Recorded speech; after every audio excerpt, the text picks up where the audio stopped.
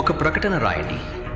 ఇశ్రాయేలు గోత్రాల ప్రధానులను, 1000 మందికి 100 మందికి అధిపతులైన సేనాధిపతులను, న్యాయాధిపతులను, యాజకులను, లేవీయులను, సైన్యాధికారులను, ప్రజల పెద్దలను, వీరందరినీ గిబియోనులోని గొప్ప ఎత్తైన స్థలానికి, ఇశ్రాయేలు దేవుడైన యెహోవాను ఆరాధించుటకు సమకూరమని పిలవండి.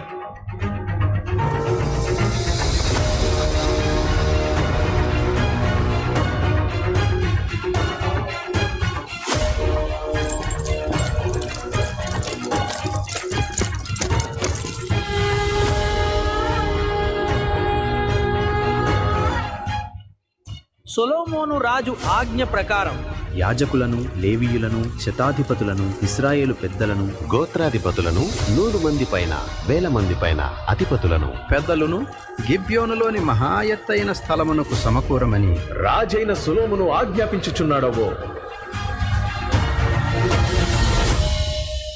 ఇశ్రాయేలు నలుమూలల నుండి ప్రజలు గిబియోను పర్వతము యొద్దకు బయలుదేరారు. ప్రతి ఇంటిలో నుండి కుటుంబంగా బయలుదేరారు. వందల సంఖ్యలో సేవకులు బయలుదేరారు. జ్ఞానులు, న్యాయాధిపతులు, సైన్యాధిపతులు, సామాన్యులు సంబరాలతో బయలుదేరారు. యెరూషలేముకు 8 కిలోమీటర్ల దూరంలో అరణ్యంలో ఉన్నటువంటి గిబియోనుకు వస్తున్నారు. చూడండి, ప్రజలు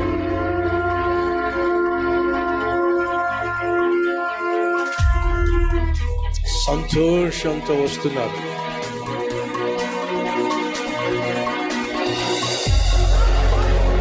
ఒకసారి చూడండి ఎంతమందిని తీసుకొచ్చాడు.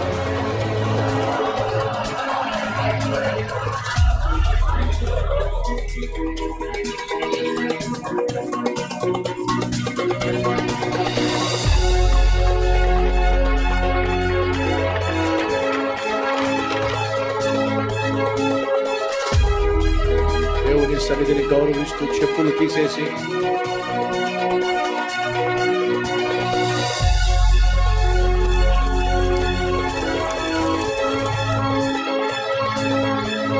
వేల సంఖ్యలో గొర్రెలను బలిగా అప్పగించారు. అక్కడ గిబియోనులో సొలొమోను ప్రభువుని ఎదుట వంగి ఆరాధించెను. తాను ఆరాధిస్తే ఇత్తడి బలిపీఠము ఆకాశం నుండి అగ్నిజ్వాలలతో దేవుని అగ్ని దిగి జ్వలించుచుండెను. వచ్చింది. ఇశ్రాయేలులందరూ ఏకముగా భయభక్తులతో సమకూడి ఆరాధించారు.